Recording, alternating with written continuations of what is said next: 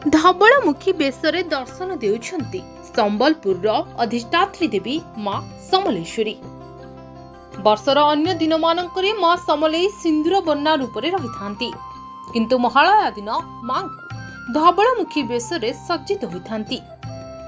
माँकर सेही दुर्लभ बेश देखिबा पई बहु संख्यारे भक्तंक समागम होइछि।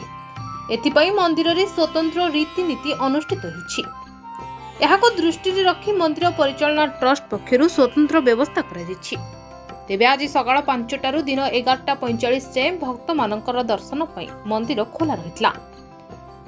अन्न प्रसाद परे 12:30 रु संध्या 7:45 जाए खोला रहिबो एवं आळती पई 7:45 रु 8:30 जाए बंद रहिबो ओ तापरे पुणी दर्शन चलिबो। सेहिपरि आज पूर्व पुरुषंकु पिंड दान और श्राद्ध परंपरा मध्ये रहिछि। तेणु विभिन्न पुण्यतिथि क्षेत्र में लोकों समागम बढ़ी।